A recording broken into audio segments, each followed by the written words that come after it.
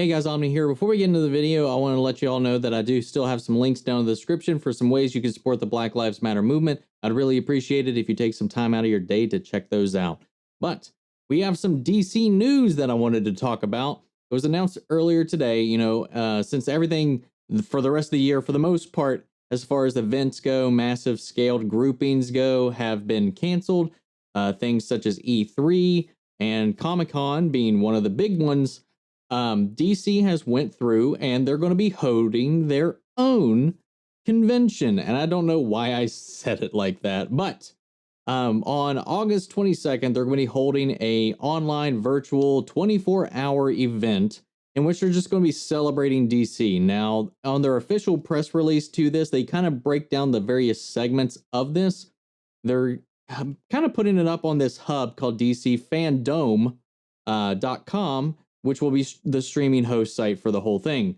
So I'm curious to see what all they're going to have in here. They do mention that things making some appearances, some things that they're going to be talking about include Aquaman, the Batman, Batwoman, Black Adam, Black Lightning, DC Superhero Girls, DC's Legends of Tomorrow, DC's Stargirl, Doom Patrol, The Flash, Harley Quinn, the Snyder Cut of Justice League, Lucifer, Pennyworth, Shazam, the Suicide Squad, Supergirl, Lois, Superman and Lois, Teen Titans Go, Titans, Watchmen, Young Justice, Outsiders, and coming this fall to worldwide theaters is Wonder Woman 1984.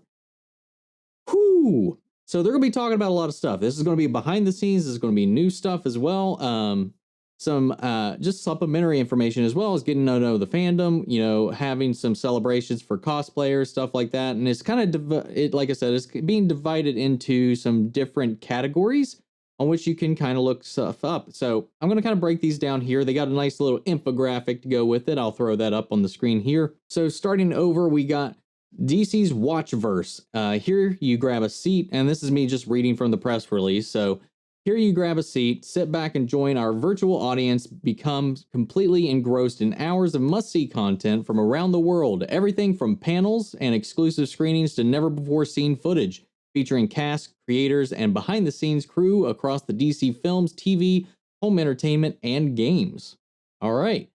And then we have the DC U-verse, which is where we venture into the world where the fans are the stars to see the most amazing user-generated content, cosplay, fan art from around the world, including, perhaps, your own. DC Kids Verse. Need a way to entertain your kids for hours on end? We've got you covered inside of a special world, which can be accessed directly at DCKidsFandom.com. This area features a broad range of family-friendly activations. Family-friendly activations? That's a real weird wording. Activations for our younger fans. I don't know what that means. Activities would have been a better word, unless they're going for something completely different. Then we have DC Insiderverse. This creativity-based world contains a centerpiece video featuring legendary artist and DC CCO publisher Jim Lee, president of DC-based film production Walter Hamada, and the creator of the DC TV Arrowverse, executive producer Greg Berlanti, welcoming fans with a 101-style introduction to the DC multiverse. From there, go behind the scenes with the master artisans who bring DC to life in all its forms, from comics to games, TV, movies, theme parks, consumer products, and more. That's the one I'm really interested in, seeing this little Jim Lee production, hearing from people like Walter Hamada and Greg Berlanti, and seeing that whole thing. And I'm curious what this 101 style breakdown or introduction to the DC multiverse is going to be. The multiverse of DC is one of the core components of what makes this whole thing tick.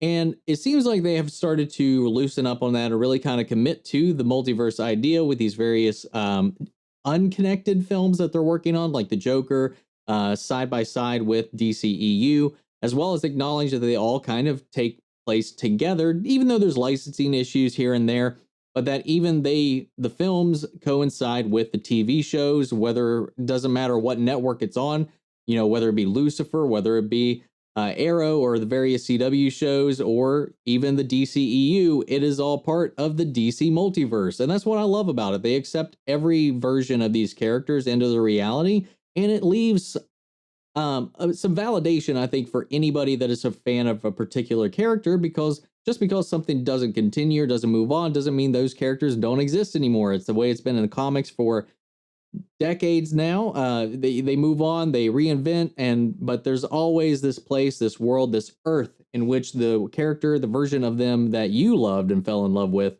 lives on forever.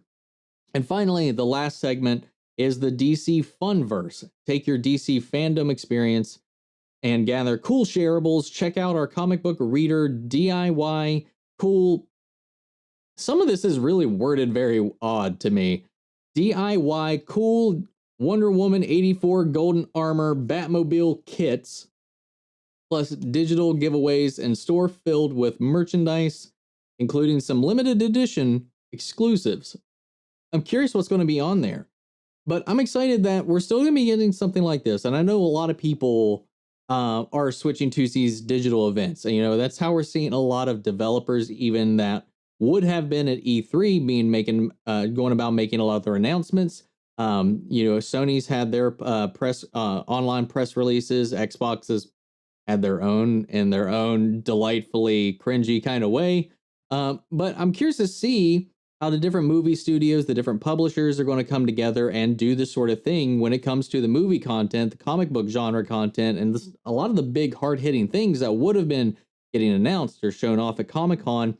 And I'm also wondering how scaled back that's going to be, because there's a lot of things that probably would have been announced prior to this because they would have been prepared. Maybe trailers would have been put together and ready to go to show off at Comic-Con had the pandemic not hit, which makes me wonder just, what kind of stuff we're going to be seeing roll out as things start to open back up. I feel like even though pushing this out into August is allowing them a little more time to show some things off, and I'm really hoping, and some of the speculation around this too is we can maybe expect, and I don't want to get my hopes up too high, but that we might even get Zack Snyder's trailer for his Snyder Cut of Justice League, which I'm really interested to see. And I'm curious how this is all going to go and what we're going to be seeing rolling out in the coming months.